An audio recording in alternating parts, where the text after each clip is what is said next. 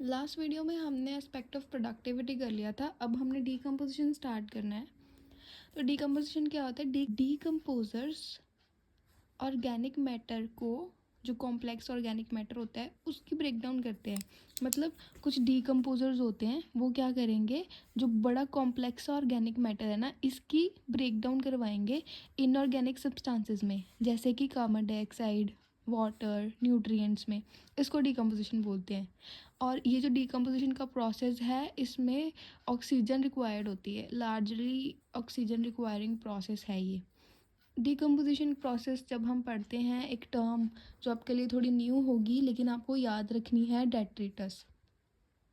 ये क्या होते हैं? जितने भी डेड प्लांट्स के रिमेन्स हैं, मतलब जो डीकम्पोज होना है बेसिकली जो मटेरियल, चाहे वो डेड प्लांट रिमेन है चाहे वो डेड एनिमल रिमेन है, वो डेट्रिस में काउंट होंगे। उनको हम बोलेंगे कि वो डेट्रिटस है। ठीक है, जिसमें कि फीकल मैटर भी इंक्लूडेड होता है। डीकम्पोजिशन रेट नेक्स्ट है। इसमें क्या होता है कि जो चीज़ें डीकम्पोज होनी है, डेट्रिटस ऑब्वियसली जो डीकम्पोज होने हैं, उसका रेट डिपेंड करता है कि वो कम होगा या फिर वो ज़्यादा होगा कुछ एस्पेक्ट्स पे। जैसे कि जो डीकम्पोजिशन का रेट है वो कम होता है अगर organic matter complex, let's say कि आपको एक प्रोजेक्ट मिला है तैयार करने के लिए और वो प्रोजेक्ट थोड़ा कॉम्प्लेक्स है, थोड़ा टफ है, तो आपको उसको करने में टाइम लगेगा, है ना। तो आपका जो प्रोसेसिंग रेट होगा वो कम हो जाएगा ना, जल्दी नहीं कर पाओगे क्योंकि वो बड़ा टफ है वो। ऐसे ही जो कॉम्प्लेक्स ऑर्गेनिक मैटर है, क्योंकि वो कॉम्प्लेक्स है इसीलिए जो डीकम्पोजिशन रेट होता है वो कम होता है। यहाँ पर कॉम्प्लेक्स ऑर्गेनिक मैटर में क्या आ जाएगा, जहाँ पर लिग्निन और काइटिन कंटेंट ज़्यादा है, वो कॉम्प्लेक्स मैटर हम उसको बोलेंगे। डीकम्पोजिशन का रेट ज़्यादा होगा अगर नाइट्रोजन, वाटर सॉल्युबल सब्सटेंसेस जैसे कि शुगर वो ज़्यादा हैं डेट्रिटस में, तो फिर डीकम्पोजिशन रेट भी ज़्यादा होगा। डीकम्पोजिशन रेट क्लाइमेटिक फैक्टर से बहुत ज़्यादा अफेक्ट होता है। मतलब कि ये जो क्लाइमेटिक फैक्टर है, टेम्परेचर और सॉइल मॉइस्चर, ये बहुत इम्पॉर्टेंट हैं डीकम्पोजिशन रेट को डिस्क्राइब करने के लिए। देखो, अगर तो टेम्परेचर वार्म है और मॉइस्ट इन्वायरमेंट है तो फिर डीकम्पोजिशन का रेट ज़्यादा होता है। मतलब कि it favour decomposition, favourable condition हो जाती है अगर वार्म और मॉइस्ट इन्वायरमेंट है।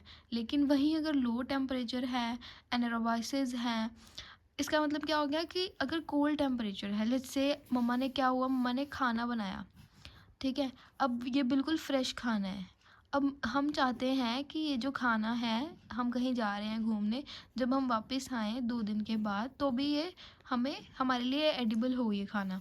तो हम क्या करेंगे, इसको जब ये रूम टेम्परेचर पे आ जाएगा फ्रेश बनने के बाद, हम इसको तुरंत ही फ्रिज में रख देंगे कोल्ड टेम्परेचर पे। जितना कम टेम्परेचर होगा उतनी डीकम्पोजिशन नहीं होगी, है ना, ये फूड फ्रेश रहेगा। ऐसा ही यहाँ होता है, अगर तो लो टेम्परेचर है तो फिर डीकम्पोजिशन नहीं होती है, जिससे कि ऑर्गेनिक मैटर बिल्डअप हो जाता है।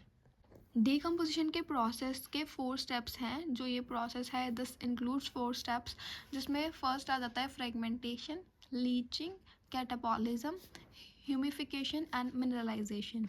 फ्रेगमेंटेशन में क्या होता है, अब देखो जो डेट्रिटस है, डेट्रिटस अभी हमने क्या पढ़ा था, वो वाला मैटर जो जिसको डीकम्पोज होना है। तो डेट्रिटस को ब्रेक डाउन होती है, डेट्रिटस की कौन करवाता है ब्रेक डाउन? डेट्रीवोर्स करवाते हैं। डेट्रीवोर्स की एग्जांपल है हमारे पास अर्थवॉर्म, टर्माइट्स। तो सॉइल के अंदर क्या होता है, सॉइल के अंदर अर्थवॉर्म और टर्माइट्स प्रेजेंट है। तो जब डेट्रिटस सॉइल के अंदर आया तो ये क्या करेंगे, ये जो डेट्रीवोर्स हैं उसको सिंपलर पार्टिकल्स में ब्रेक डाउन कर देंगे। तो ये फ्रेगमेंटेशन होती है। फ्रेगमेंट्स मतलब फ्रेगमेंट में टूट जाना। तो जो कॉम्प्लेक्स ऑर्गेनिक मैटर है, डेट्रिटस है, उसका फ्रेगमेंट में टूट जाना इज फ्रेगमेंटेशन। देन आ जाती है हमारे पास लीचिंग। डेट्रिटस जब सिंपलर पार्टिकल्स में ब्रेक डाउन हो जाता है तो उसके बाद क्या होता है, इसके साथ ही बहुत सारे वाटर सॉल्युबल इनऑर्गेनिक न्यूट्रिएंट्स भी होते हैं। जैसे देखो, हमें पता है कि जो सॉइल है उसकी लेयर्स होती हैं, राइट। तो ज़्यादातर ऑर्गेनिज्म क्या करते हैं, जो अपर लेयर होती है सॉइल की उसके साथ ही इंटरेक्ट करते हैं, ठीक है, जो ये सिर्फ इसके साथ इंटरेक्ट करते हैं। अब हमें पता है कि यहाँ पर क्या प्रेजेंट है, यहाँ पर अर्थवॉर्म प्रेजेंट है, यहाँ पर टर्माइट्स प्रेजेंट हैं, जो क्या है यहाँ पर डेट्रीवोर्स हैं। तो ये क्या करेंगे, जब ऑर्गेनिक मैटर यहाँ पर आएगा उसकी ब्रेक डाउन करवा देंगी। जब इनकी ब्रेक डाउन होगी ना, इनके ब्रेक डाउन होने से क्या होता है, कुछ यहाँ पर वाटर सॉल्युबल न्यूट्रिएंट्स भी होते हैं जब बारिश आएगी तो यहाँ पर क्या होगा, सोइल में पोर्स होंगे, तो ये जो बारिश का पानी है इसके अंदर आ जाएगा। और यहाँ पर वाटर सॉल्युबल का मतलब क्या है, जो पानी में घुल जाएगा। तो जब बारिश का पानी यहाँ पर आएगा तो यहाँ पर जो हमारे पास डेट्रिटस से वाटर सॉल्युबल सब्सटेंसेस आए हैं वो पानी के साथ घुल जाएंगे, मिक्स हो जाएंगे, और जो सॉइल के हॉरिजॉन है नीचे हॉरिजॉन्स में चले जाएंगे। ये हमारे पास कैटाबॉलिज्म आ जाता है, जिसमें क्या होता है, बैक्टीरिया और जो फंजाइल होती है वो कुछ एंजाइम्स क्रिएट करती है जो डेट्रिटस को और सिंपलर इनऑर्गेनिक सब्सटेंसेस में उनकी ब्रेकडाउन करवा देती है।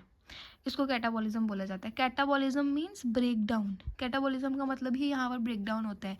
यहाँ पर क्या हुआ, यहाँ पर हमारे पास कॉम्प्लेक्स ऑर्गेनिक मैटर था जिसको अर्थवॉर्म ने, टर्माइट ने मिलकर उसकी ब्रेकडाउन करवा दी। इसकी ब्रेकडाउन से क्या हुआ, कुछ वाटर सॉल्युबल सब्सटेंसेस भी रिलीज़ हुए थे जो पानी के साथ मिलकर नीचे हॉरिजॉन में मिक्स हो गए। इसके अलावा जब ये यहाँ पर ब्रेकडाउन हुआ, बड़ा था पार्टिकल था, अर्थवॉर्म ने इसकी ब्रेकडाउन करवा दी तो ये छोटे पार्टिकल्स बन गए। अब क्या होता है, बैक्टीरिया फंजाइल इसके ऊपर फीड करती है ताकि ये और छोटे सब्सटेंसेस बन जाएं। इसको कैटाबॉलिज्म बोला जाता है। नेक्स्ट ह्यूमिफिकेशन है। ह्यूमिफिकेशन का मतलब होता है फॉर्मेशन ऑफ ह्यूमस।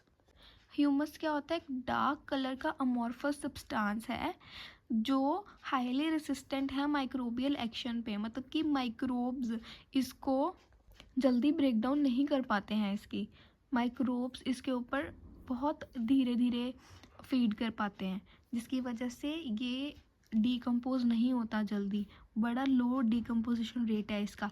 लेकिन इसकी वाटर होल्डिंग कैपेसिटी बहुत ज़्यादा होती है ह्यूमस की। जैसे वाटर होल्डिंग कैपेसिटी क्या होगी, जैसे क्ले में अगर हम पानी डालेंगे तो फटाफट पानी को एब्जॉर्ब कर लेगी ना अच्छे से, तो फिर मतलब उसकी वाटर होल्डिंग कैपेसिटी ज़्यादा है। ऐसे ही ह्यूमस की वाटर होल्डिंग कैपेसिटी भी बहुत ज़्यादा होती है। नेक्स्ट मिनरलाइजेशन इसके साथ ही आ जाएगा। अब मिनरलाइजेशन देखो, फ्रेगमेंटेशन में हो रही है या फिर ह्यूमस के दौरान हो रही है, जब ह्यूमिफिकेशन हो रही है, ह्यूमस बन रहा है तब हो रही है, ये सेम ही होती है। इसमें क्या होता है कि जो ह्यूमस है वो फर्दर डिग्रेड होता है, कुछ और माइक्रोब उसके ऊपर एक्ट करते हैं और इनऑर्गेनिक न्यूट्रिएंट रिलीज करते हैं, मतलब कि मिनरल्स बनते हैं। अब ये जब फ्रेगमेंटेशन का प्रोसेस होता है तब भी मिनरलाइजेशन होती है, ह्यूमिफिकेशन होती है तो भी ये होती है मिनरलाइजेशन।